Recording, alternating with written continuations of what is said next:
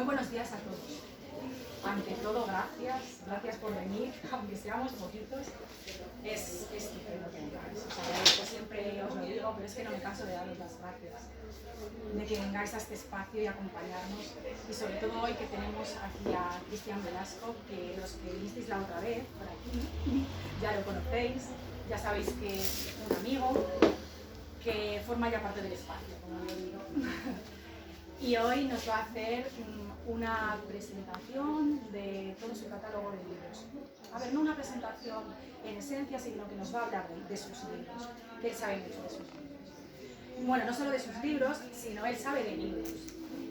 Os voy a hacer una pequeña bio de, así a grandes rasgos, porque no quiero cansaros, porque quiero que habléis después de cosas, de quién es Cristian. Pues, a ver, Cristian nació, pues, como por aquí, a principios de los años 70, nació en el 71, es asturiano, nació en Oviedo. Oviedo, mira que yo no la conozco porque no he ido, es un pecado, no conozco Oviedo, pero a mí me trae una evocación literaria que es de una de mis novelas favoritas, que es La Regenta. Entonces para mí Oviedo es de costa. Y cuando leía tu bio, pues leía tu universidad, la Fatijó, y me recordaba aquella en Motores y a su, digamos, detestable magistral. Entonces, Oviedo siempre lo identifico con Vetusta y con La Regenta. A ver, Cristian, desde siempre le gustaban los libros, desde que eras niño, ¿no? Así es. Y adolescente también, pero luego ya cuando creció le gustaron aún más y estudió una carrera que tiene mucho que ver con los libros. Él estudió clásicas en la Universidad de Oviedo y después terminó su formación en la Universidad de Manchester.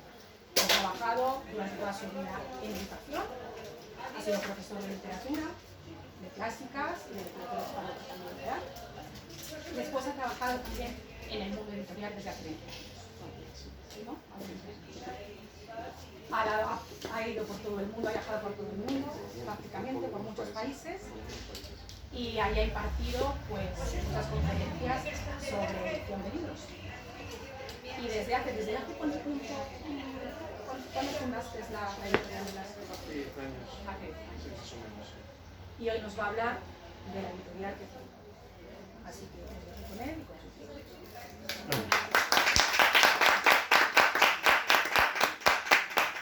Muchísimas gracias, Ángela.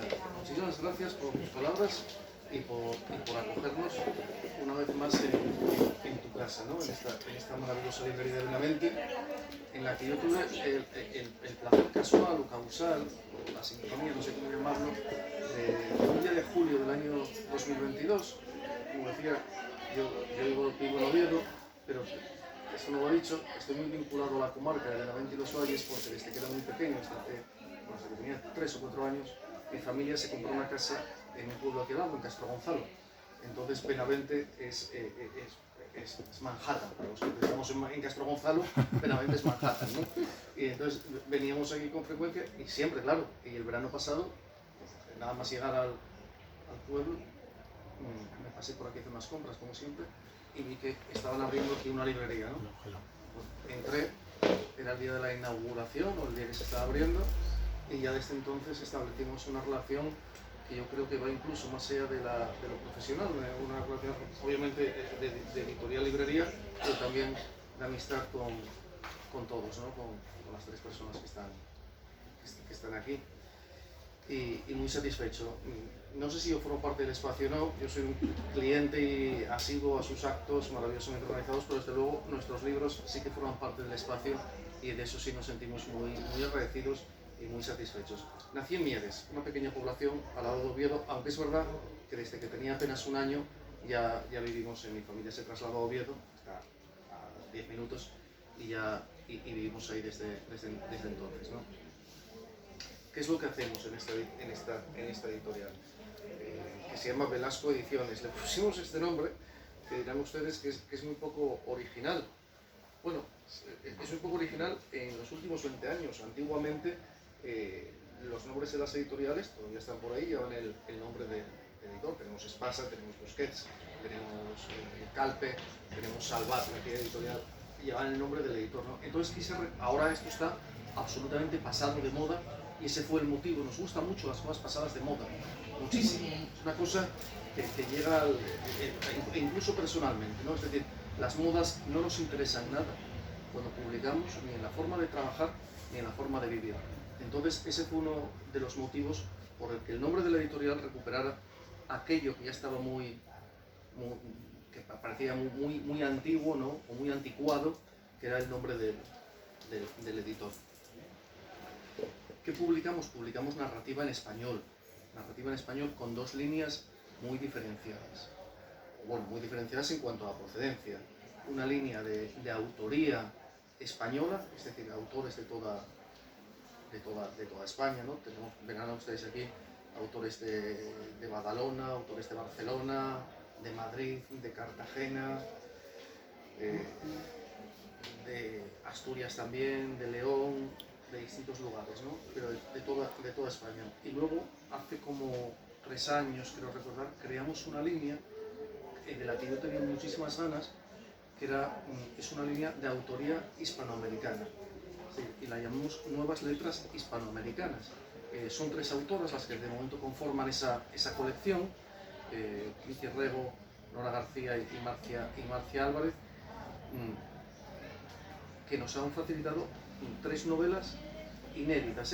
Lo que no hacemos en esa línea de Nuevas Letras Hispanoamericanas es traer obra publicada allí y que sea inédita aquí. No, es inédita allí y aquí, ¿de acuerdo?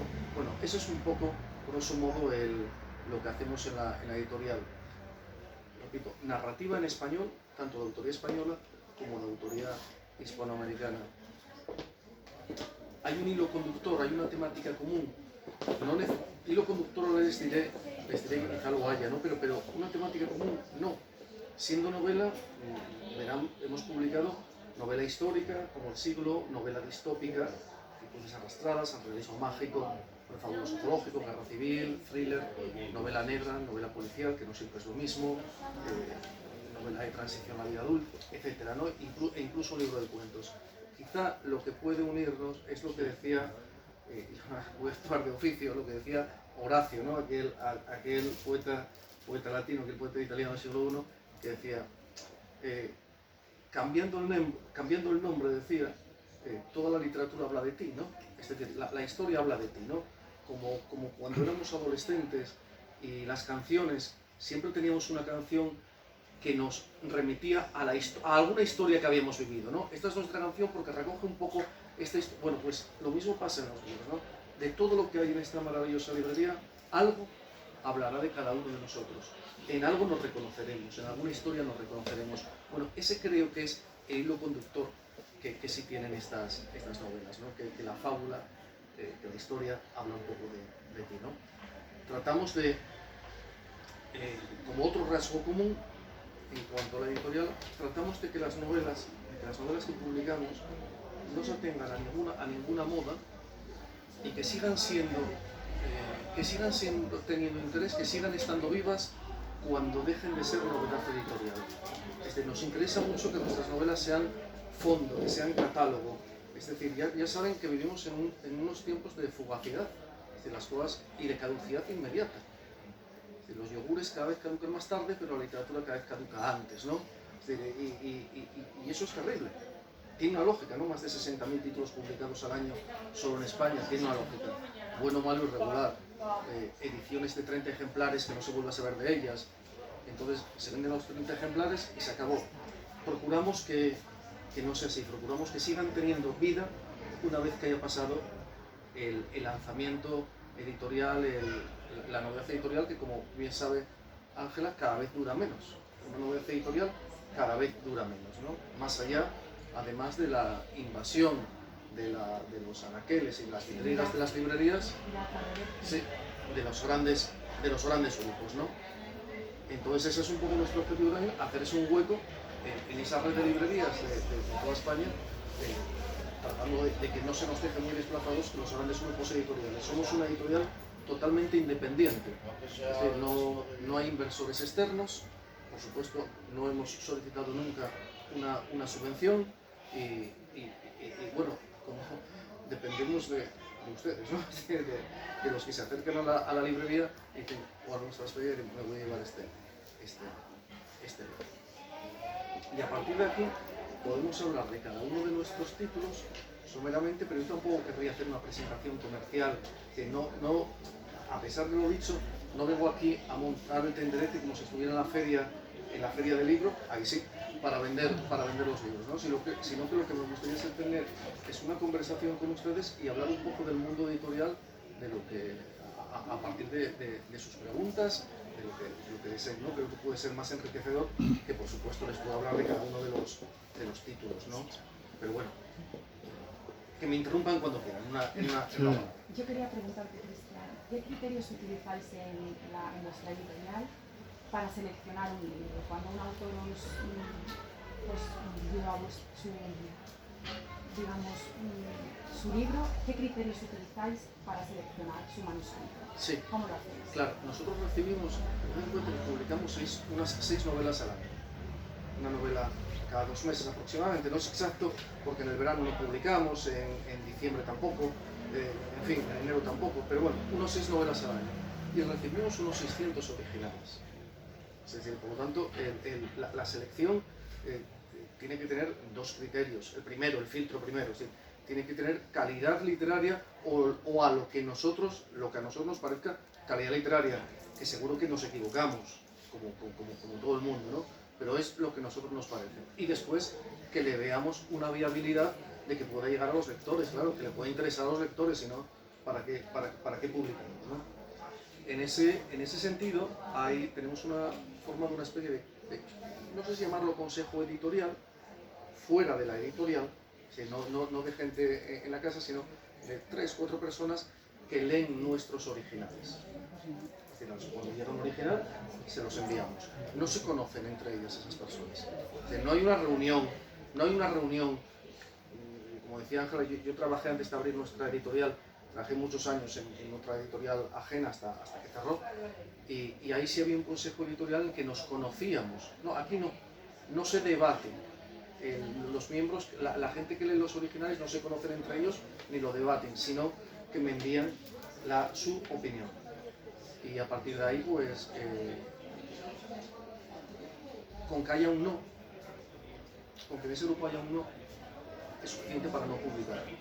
Y cuando la unanimidad es sí, entonces es cuando yo leo el original y tomo la decisión final, ¿no? Que no me leo 600 originales, pero sí hay un consejo que los lee, y con que haya un no, ya le digo que es suficiente para no publicar. No ocurre esto, ¿eh? No ocurre. Casi siempre es por unanimidad, sin conocerse entre ellos, no, o sí. ¿De acuerdo? Eso a veces puede haber dudas, ¿no? Ese es un poco el criterio. Estamos, como decía Ángela, estamos en Asturias, estamos en Oviedo, formamos parte con mucho orgullo del gremio de editores asturianos, pero ni nuestra temática no es asturiana, y como digo, nuestros autores, creo que ahora aquí en la mesa hay tres autores asturianos, ¿no? Es decir, son autores de toda España y de fuera, sí. Y bueno, imagino que decía Ángela, muy contentos de estar en Oviedo, que saben que el apodo de la ciudad es la bien novelada, ¿no? Oviedo la bien novelada, no solo por Clarín y la Regenta, sino también por Abello con jugadores de billar, o por nosotros los riberos, o por el gran Pérez de Ayala con su Tigre Juan, o por Palacio Valdés, etcétera, etcétera, ¿no? Así que estamos como en un medio muy natural, ¿no? para publicar novelas. Pero ya digo que estamos allí como podríamos estar en Benavente, en Algeciras o en Murcia, porque a fin de cuentas nosotros publicamos los libros con autores de cualquier lugar, se los entregamos a una distribuidora y los colocan por librerías de todo el país. No tenemos más, digamos, más capilaridad o más entrada en Asturias que en Madrid. De hecho, solemos presentar, la primera presentación de los libros suele ser en Madrid, Oviedo, Madrid, ¿no? Suelen ser las primeras presentaciones. Bien, nos animamos a... Luego, si quieren que hablemos de títulos, les podemos hablar pues podemos empezar hablándoles de nuestras, por empezar por lo último, ¿no? De la novela negra, Días de arañas, buitres y ovejas, pero es que yo no quiero hacer la presentación que haría un autor, ¿no? Una novela policial y negra que no siempre es lo mismo, de un autor de Badalona. Si tuvieras que elegir, ya sé que voy a hacer No. una pregunta No. muy obvia, pero No no me elegirías, vas a no contestar, puedes. ¿verdad? Si tuvieras que elegir, te voy a decir 5. 5 novelas. Sí. Las haría sin ningún género de duda, pero no te voy a responder cuáles. Muy bien. Sin ningún género de duda. No, depende del lector, depende del momento, depende de los gustos, ¿no? Si alguien me dice, oye, me gusta mucho la novela negra, pues mira, Días de arañas, buitres y ovejas, de un autor español de Badalona, o Media luna de sombras, totalmente en otro palo de novela negra, de una autora chilena de Valparaíso, ¿no? Está una novela policial mucho más esperada, mucho más clásica, y esta, bueno, pues la historia, que se centra en la historia de un policía homosexual, un tema que no se había tratado en la literatura de la novela negra, o por lo menos que nosotros conozcamos, ¿no? Y siguiendo con esta línea de autoras hispanoamericanas, pues 2 novelas, Emma, por ejemplo, de Vicky Rego, en la que una mujer de 70 años decide ponerse el mundo por montera y venirse a Europa con un supuesto amor, y a partir de ahí la relación con su vida pasada, con su vida presente, con sus hijos que quieren ser sus padres algunos, ya saben, ¿no? A partir de cierta edad los hijos quieren ser los padres de sus madres, ¿no? O la señorita Berta, nuestra penúltima, no cuál fue la última, creo que esta fue la última, señorita Berta, una novela divertidísima de Nora García, autora argentina, en la que una niña de 11 años va haciendo de catalizador de la historia de toda su familia, con toques de humor sin pretenderlos, ¿no? Mucho éxito la novela histórica del siglo, con el premio Odilo, una de nuestras novelas con más éxito, tanto de crítica como de público, y enganchando con esta novela histórica, 2 novelas ambientadas en la Guerra Civil, La noche de las luminarias, y sobre todo, Sentencia, basada en un hecho real. No se pierdan de vista esta novela. El protagonista fue un hombre, es real, es decir, un médico de un pueblo de Burgos destinado en Lugo, y bueno, nosotros publicamos esta novela por conocimiento también, la información que nos facilitó su nieto, un ingeniero de Zamora, o un ingeniero que vive en Zamora, con el que tenemos mucho trato, que nos hizo asesor familiar y que nos fue contando y documentando la historia de este médico, que fue procesado en Lugo en 1936 en un proceso absolutamente extraño, absolutamente disparatado, cuyo final, dice ahí la sentencia, no dejó indiferente a nadie, ¿no? Caso real, quizá nuestra única novela que es un caso real totalmente, porque es verdad que Media luna de sombras se inspira en un hecho que ocurrió en una provincia argentina sobre el asesinato de un policía homosexual y demás, pero se inspira en ella. Pero esta es la historia real novelada. También del mismo autor, una novela extraordinaria, Los prodigios de Billingham, en el que parte de, no sé si recuerdan, salió en El País hace poco una noticia sobre que la Cartuja de Miraflores de Burgos reclama al Metropolitan de Nueva York una pieza de Gilles de Siloé. Bueno, esto salió en febrero de este año, esa noticia. José Francisco Rodil Lombardía, autor también de Sentencia, José Francisco Rodil Lombardía recoge esa historia en forma de novela, o parte de ese punto, en esta novela en el año 2019. Es decir, antes de que ya esta noticia fuera, en el año 2019 recoge ese punto de partida y crea una novela en torno a espías, tráfico de obras de arte, criminales de guante blanco, nazis convictos, el Madrid de los años 60, etc., ¿no? ¿Qué más les puedo contar? El thriller, el extraordinario thriller de No hay tigres en Islandia, de un autor español de Barcelona, Jordi Pujolà, que vive en Reykjavik desde hace unos cuantos años, que vive en Reykjavik. Ayer tú me contabas que una lectora vuestra... Fíjense que las palabras nunca son inocentes, ¿eh? Yo digo lectoras o lectores, da igual, lo que sea, pero no clientes. No clientes, porque no somos una compañía de seguros ni un banco. Con todo el respeto para con todo el respeto para todas las compañías de seguros y para los bancos. Entonces siempre decimos lectores, no clientes, porque es igual que esto nos cuesta llamar a esto un producto, ¿no? Producto no, es un libro, ¿no? Es una obra de arte. Bueno, pues ayer, Ángela, por favor, una lectora vuestra os decía... Sí, bueno, concretamente mi veterinaria, no sé si algunas la conocéis, Bea. Bea, sí. me mandó un DM por Instagram que estaba, bueno, alucinada con la novela. Y, bueno, yo le remití a Cristian el mensaje, pero era un mensaje muy bonito, y la pusimos en contacto con el autor, que está reiterando. Con la novela de No hay tigres en Islandia, Sí, de sí. Jordi Puyola, un autor Sí, estaba encantada con extraordinario, que nos cuenta una historia que parte de un hacker informático, de cómo que se mete en la parte más oscura de Internet, la Darknet me parece que se llama, donde hay de todo, y cómo pone al descubierto ciertos hilos que manejan un poco los poderes en la humanidad, ¿no? Desarrollada en Barcelona, en Detroit, en Islandia, en Nueva York. Jordi Puyola cuenta siempre en sus presentaciones que él se compró un ordenador viejo, no sé qué, para poder entrar en esa parte de Internet que no se atrevía a entrar con el de él y después destruir el ordenador. Dice que se le pusieron los pelos de punta cuando vio lo que vio, que es una cosa terrible, terrible. Él hablaba de cosas terribles, ¿no? Que ni siquiera mencionaría, que no lo menciona en la novela, ¿eh? No, que no, él simplemente hizo esa investigación para poder saber de qué se hablaba cuando se hablaba de entrar en la parte más oscura, en la Darknet, ¿no? Pero eso, la novela es otra historia, es más, digamos, no entra en esas truculencias. Y también, claro, estos dos libros, El fabuloso zoológico ambulante y 100 cruces arrastradas, son ya muy conocidos en esta casa porque estuvieron aquí los autores, porque Ramón Alcaraz García, autor del fabuloso zoológico ambulante, y José Luis Díaz Caballero, de 100 cruces arrastradas, estuvieron aquí presentando. Ramón, esta novela, hicieron un diálogo extraordinario sobre las novelas, algo que hacen habitualmente, son muy amigos, y viajan por toda España, desde Sevilla a Bilbao y desde Valencia a Badajoz, por toda España, presentándose mutuamente, ¿no?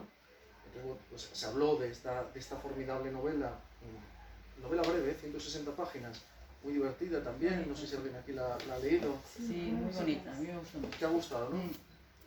Enmarcada en el realismo mágico, o hay quien la enmarca, muchos críticos la han enmarcado en el realismo mágico. Se han dicho cosas de si es el nuevo García Márquez y demás, yo ahí ya no me parece por mi parte decir eso, pero sí digo lo que han dicho críticos importantes, profesores universitarios, y además, como dices, lo bonita que es esta novela y lo entretenida que es, ¿no? Y José Luis Díaz Caballero, un maestro escribiendo, una auténtica maravilla, cómo escribe, nos ofrece una novela, 100 cruces arrastradas, que se puede enmarcar en la distopía social o en la utopía, una novela dura, una novela compleja, una novela que siempre digo, hay que tener mucho músculo lector, y como dice Ramón Alcaraz de ella, hay que leerla a trago corto. No es una novela larga, son 200 y pico páginas, pero es una novela compleja. Es una novela con una sintaxis muy perfeccionada y muy perfeccionista, y bueno, que... Tienes que utilizar el diccionario, ¿eh? A mí me costó mucho. La riqueza léxica de José Luis es impresionante. Me gustó, pero no sé si la llegué a comprender como lo que... Yo creo además que eso que dice, esta novela puede tener muchísimas lecturas, muchas vueltas, y en cada vuelta se va a encontrar uno con una realidad distinta. Escribe como Los Ángeles, José Luis, lo habéis visto, ¿no? Maneja el lenguaje, lo enrevesa, lo retuerce, lo desretuerce, si se puede decir eso, lo moldea y lo malea a su antojo, ¿no? Pero, repito, es una novela compleja, que exige ya cierta experiencia lectora, y para leer muy poco a poco, ¿no? Quiero llamar la atención por último, y no quiero aburrirles, sobre estos tres últimos títulos, no por nada, sino porque están aquí, los estaba poniendo aquí por orden de altura y demás, no por otra cosa. La puerta oculta en el muro, una novela que podríamos clasificar como no me atrevería a decir costumbrista, pero sí que recoge la historia ficticia, claro, de una mujer de los años 60, que nace en una familia muy humilde de la cuenca minera, de un poblado minero, y que, bueno, muy humilde, pero cuyos padres tenían claro que solo el estudio iba a suponer el ascenso social, ¿no? Bueno, y que decide romper todas las cadenas que podían atar a las mujeres de aquella época, estudiar económicas, irse a Madrid, y bueno, e incluso luego hay una historia de amor, pero sobre todo lo que yo veo en esta novela de Juan José Menéndez es un retrato, como hay pocos, de lo que era un poblado minero de los años, o la vida minera los años 60, ¿no? Este es el único libro de cuentos que hemos publicado hasta ahora. Quedan muy pocos ejemplares, ha tenido un éxito impresionante. Recuerdo cuando se presentó, estábamos todavía semiconfinados, creo que era el momento en el que ya se empezaba a salir, pero que había que volver a una hora, o que las actividades en la calle se sometían Nos dejaban un ratito. a una hora, e hicimos una... Y esto se publicó, sí, esto ya era en abril del 21, y se hizo una firma en el exterior de una librería, de la librería Cervantes de Oviedo, una librería muy potente, 4 plantas de librería, más de 100 años abierta, y recuerdo que intervino al final la policía local diciendo que teníamos que irnos porque se colapsó la calle de las firmas, y sigue siendo uno de nuestros libros de cuentos, en este caso, con más éxito. Al igual que otros títulos de aquí, luego les diré cuáles, sin pretenderlo, porque algunos de ellos han entrado como lecturas obligatorias en instituto, sin pretenderlos. Nunca hemos creído, ni creemos que estemos publicando literatura juvenil, ni mucho menos, pero algunos profesores han considerado que algunos de estos títulos sí podían ser leídos con chavales de 15, 16, 17 años, ¿no? Y ya acabo, solo con algo que se sale totalmente de la línea editorial, ¿no? Como se salía el autor. Luis Arias Argüelles Meres, valiosísimo intelectual, profesor de literatura, nos propuso hace años, muy al principio de la editorial, un libro de artículos periodísticos. Un libro que recogía sus artículos periodísticos publicados en El País, en El Comercio, en La Opinión de La Coruña y en La Nueva España. Y lo publicamos. Son como 75 microensayos, desde literatura, música, ciencias sociales, política, filosofía, arte, cine. Bueno, es un libro al que tenemos mucho cariño porque poco después Luis murió de larga y penosa enfermedad, ¿no? Y así que, aunque se sale totalmente de nuestra línea editorial, porque es el único libro que se publicó que no fuera narrativa y no se va a volver a publicar otro, sí le tenemos mucho cariño y sí lo oíamos siempre en nuestras ferias como recuerdo a Luis, ¿no? Por último, no me gustaría acabar sin dejar de mencionar a la gente que está en las tripas de la editorial. Sí, yo creo que estos libros, una de las cosas que las caracteriza es que están muy bien maquetados, es decir, que la maquetación interna, si lo ven, invita a la lectura, ¿no? El tamaño de la letra es el adecuado, la caja respira. Bueno, y eso es gracias a un maquetador con el que llevamos trabajando muchísimos años, que es Monchi Álvarez, que siempre digo lo mismo, ¿no? Deja los libros, en sus libros todo está donde tiene que estar y nada hay que no tenga que estar, ¿no? Y además de Monchi, pues también los ilustradores de portadas, ¿no? Que hay varios, ¿no? Desde Celsa Díaz, a Patricia Sáez, a Silvina Patano, que es autora argentina, etcétera, ¿no? Yo quería que les enseñara, un poco. Es muy curioso, lo que hace la editorial Velasco con cada libro. ¿Qué es por en dónde vas? la parte de detrás, al lado del código de barras, En define el los código, libros. en el código de barras. En el código de barras te pone como una especie de sellito que tiene mucho que ver con... Bueno, él lo explicará mejor. Sí, sí. Gracias, Ángela. Definitorio, ¿no? Definitorio de lo que se dice. Fíjense en esta portada, el fabuloso zoológico ambulante, ¿no? La ven, ¿no?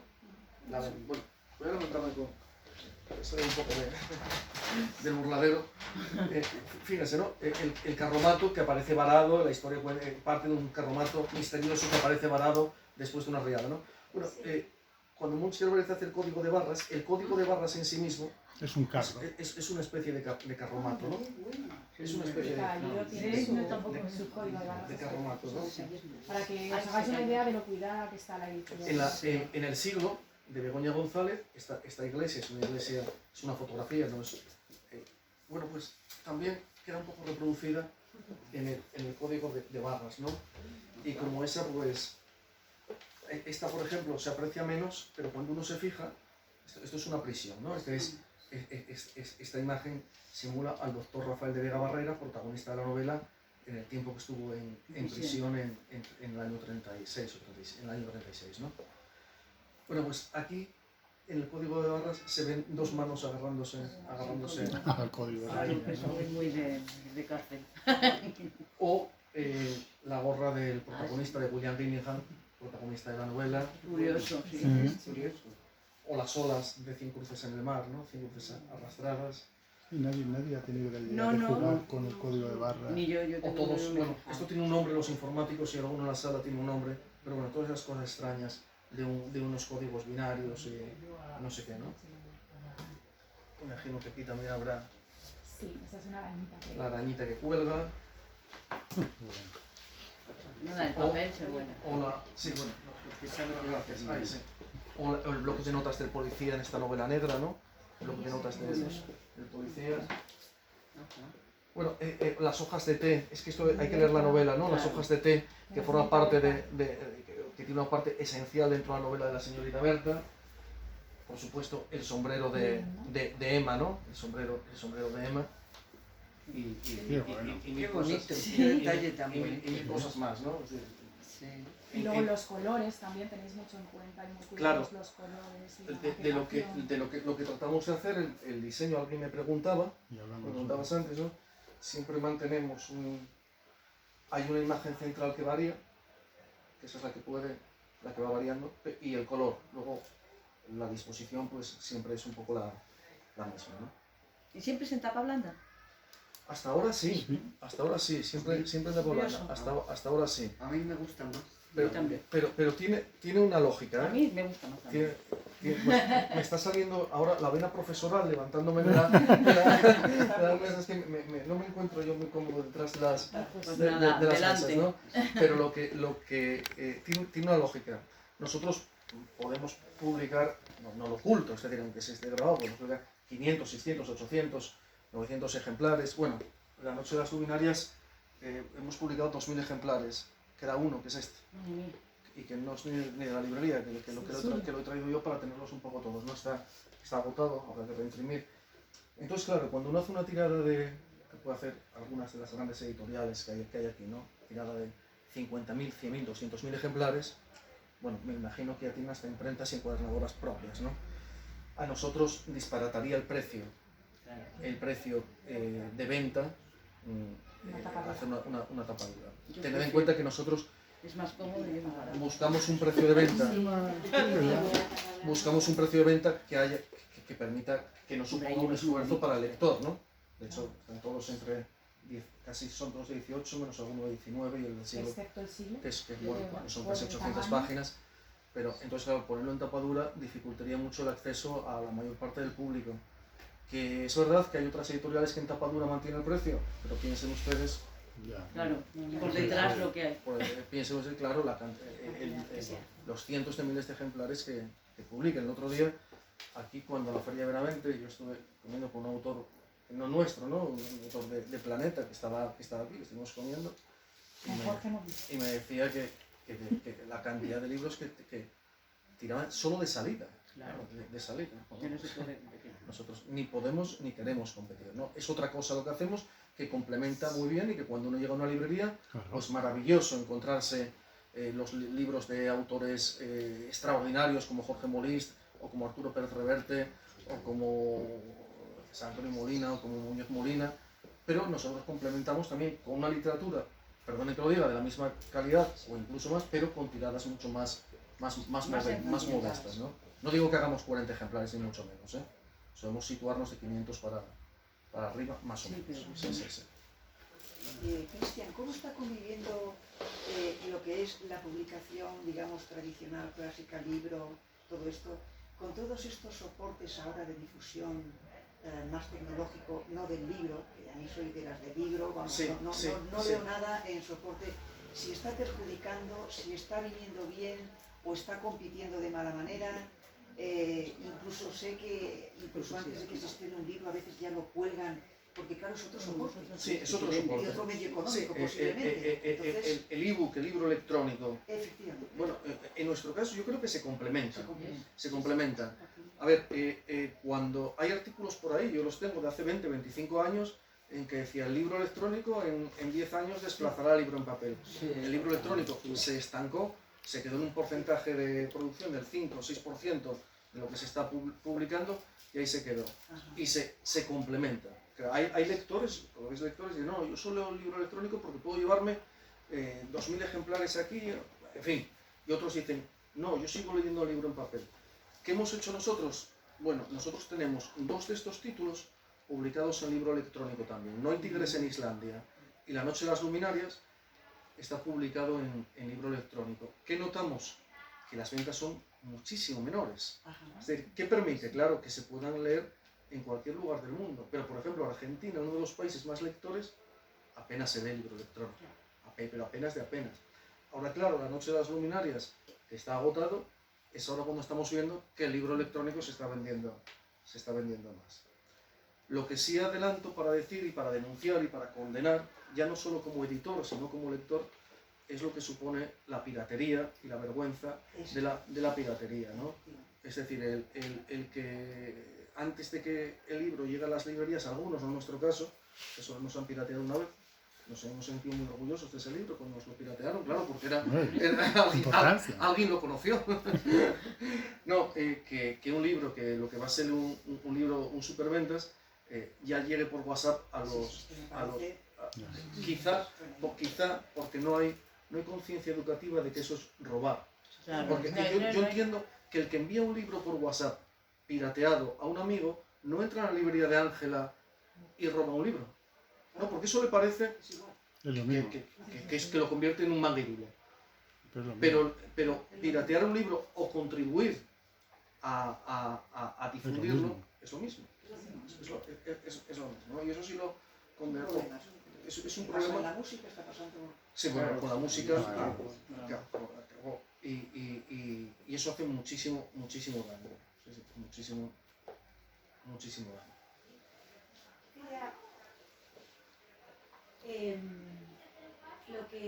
Cuando yo leo un libro, lo que me importa de ese libro es que no te deje indiferente.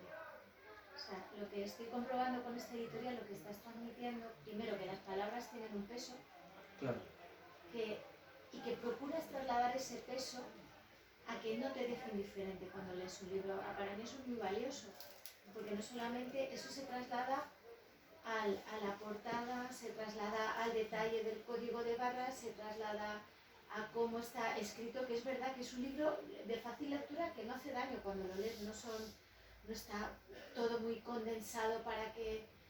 Entonces, a mí me parece que la línea editorial que seguís en Editorial Blasco, es eso, que cuando termines de leer ese libro, que no te haya dejado indiferente, que no sea un libro que digas, bueno, qué bien, qué buen rato, guardado y ya está, sino que, recupero, porque esto me parece que tiene detrás una historia, o sea, que tiene detrás un proceso reflexivo, que tiene en definitiva, cuando terminas de leer un libro, estás contribuyendo a una dinámica social.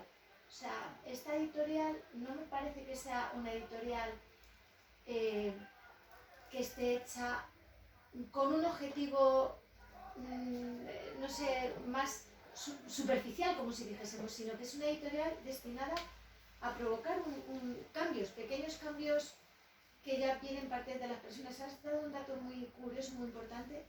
A mí me parece que es necesario esto.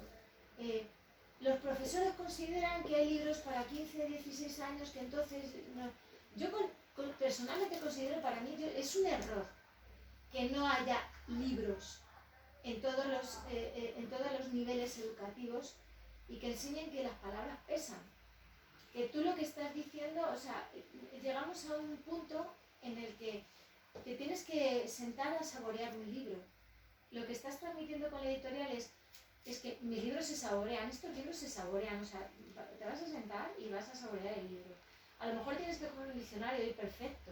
O sea, prefiero coger un diccionario para entender una palabra de un autor que no estar pasando 3 veces una canción que no entiendo hablando mi idioma. O sea, no, ¿qué me quieres decir? Porque no sé qué me dices, o sea, no sé qué palabra está... No, ¿qué es eso que estás diciendo?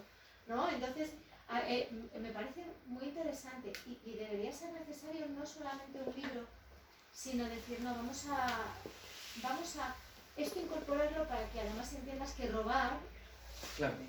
es esto, porque, oye, entonces es como una especie de círculo lo que estás Sí. con un principio. A mí me está llegando mucho lo que, porque cada espacio que estás utilizando en la presentación de la editorial es un sentido que le das a cómo se construye, cómo la literatura puede aportar a tu desarrollo humano. Muchas gracias, Encarna, por el elogio y porque no, se abren muchos frentes ahí, tocas muchos palos, pero sí con un hilo común. Es decir, ¿para qué editamos? ¿Para qué nos metemos en esto? ¿Para qué nos metemos en esto? Es decir, sí, es, bueno, tratamos de, efectivamente, es decir, en un momento que siempre decimos en un momento, pero esto se iba diciendo toda la vida, en el que parece que hay un pensamiento, o que se trata de inocular en la sociedad un pensamiento monolítico que ataca directamente contra la libertad, pues entendemos que las editoriales y la gente que se dedica al arte, a la cultura, tienen que de alguna manera ser ariete contra eso, ¿no? Ser ariete contra eso, es decir, buscar, obviamente aquí hay autores de distintas ideologías, algunos más próximas a los del editor, otras más pero no importa. Lo que importa es que pueda ofrecer una visión plural y que pueda despertar en el lector algo más, ¿no? que pasar un buen rato. A nosotros, o a mí nos gusta mucho el tema de la enología, el tema de la astronomía, de los vinos y demás. Y un libro tiene que dejar un retrogusto. Claro, pero ¿cómo es ese retrogusto? Es decir, hay novelas aquí que son como una botellita de vino blanco en verano. Un vino blanco seco en verano que se bebe de tirón. Y hay otros libros que son como un excelente whisky de Malta, que hay que tomarse en tragos muy cortos y no necesariamente todos los días. Claro, y no necesariamente todos los días, ¿no? Hay un referente, es decir, y encajamos también con lo que decíamos al principio, de que los libros sigan funcionando o sigan teniendo interés después de ser novedad editorial, ¿no? Es decir, yo me leo este libro, pero sigue teniendo interés. No es un libro, volvemos al círculo, no es un libro de moda, no es un libro que vaya a tratar... Tratamos de evitar siempre la literatura de circunstancias. No sabéis, a finales del año 20, todo lo que nos llegó contando las historias de la pandemia. La literatura de circunstancias, ¿no? Tratamos de evitarla. Y aunque los libros pretendemos que con esta historia en lo profundo ayude a construir una sociedad más libre, sobre todo más libre, con más autonomía, no buscamos que sean libros que adoctrinen, ¿no? Vamos a tocar el tema de esto o el tema de esto otro, ¿no? Es decir, la propia historia sí, cada lector lo verá de una manera y la hará y reaccionará de una manera, ¿no? Pero siempre en esa línea que por supuesto que no lo he dicho, nosotros no trabajamos la autopublicación, que no cobramos a ningún autor por publicar, ni mucho, ni poco, ni nada. Es decir, hay editoriales, y cuentan con todo mi respeto, que cobran por publicar los autores, y me parece perfecto. Lorca pagó por editar en algún momento, su padre le pagó algo, y no pasa nada. No pasa absolutamente nada, es otra línea de negocio distinta a la nuestra, pero no es ni mejor ni peor, créanme. Pero hay autores también que llegan, esta ya sí me revuelve más con el original, no, mire, lamentamos comunicarle que hemos descartado la publicación, dice, no, pero yo la pago. Bueno, pues no se trata de pagar. Bueno, no importa, yo compro 500 ejemplares, no se trata de que usted compre 500 ejemplares, se trata de que no vamos a publicar esta novela y tampoco quieres entrar en detalles, ¿no? Claro. Siempre dices porque no encaja en nuestra línea editorial, es decir, porque no nos gusta, no palabra, porque no nos gusta, ¿no? Sin entrar en detalles, ¿no? Es decir, que parece, y es lo que tratamos de evitar, el riesgo de mercantilizarlo todo. ¿Para qué son estos libros? Para venderlos, claro. No los queremos tener en cajas en el almacén porque, como digo, nosotros no recibimos subvenciones ni las pedimos, es decir, bueno, no importa, si no se venden, total, estos ya están subvencionados, ¿qué más da? No, hay que venderlos, claro, pero no es, digamos, el primer objetivo de la editorial, será una consecuencia de que la novela aporte algo, de que los lectores busquen algo en estas novelas y como consecuencia terminarán, supongo que comprándola, recomendándola a otras personas e incluso identificando lo que decías, bueno, con esta editorial parece que hasta ahora nunca me ha defraudado, ¿no? Esa es un poco la idea y el propósito, enganchando con lo que tú decías. ¿Algún comentario más? Pregunta. Venga. Porque te veo que eres didáctico. Entonces lo has mencionado al inicio, la diferencia entre novela negra y policíaca. Sí, hay una pequeña... en la novela negra no necesariamente tiene que haber un policía. No necesariamente tiene que haber un policía. Sí puede haber un... Esto lo contarían mejor los autores, ¿no? Pero sí tiene que haber un caso, sí tiene que haber una investigación, pero no necesariamente tiene que haber un policía, como cine negro, ¿no? Pero podríamos entrar en más detalles, pero básicamente es eso. Y sí me gustaría tocar otra vez el tema que salió aquí, que es el tema de la literatura en los... ¿Qué entra en la literatura? No sé si hay aquí algún profesor en ejercicio en la literatura en los colegios y en los institutos. Depende un poco del cuadro docente, del claustro de cada colegio, de cada instituto, pero créanme que en muchos institutos y en muchos colegios de enseñanza secundaria y bachillerato, hace unos años empezaron a entrar unas plataformas, bueno, no quiero dar nombres, pero unas plataformas en las que el alumnado lee unas historias casi siempre en pantalla, eso no tiene mayor problema, el soporte lo casi siempre en pantalla, y que incluso deciden si este final no me gusta, entonces tengo este otro. Entonces lo cambio, entonces, y con eso leen, sí, claro, ejercitan la vista, por supuesto, pero se huye de la literatura.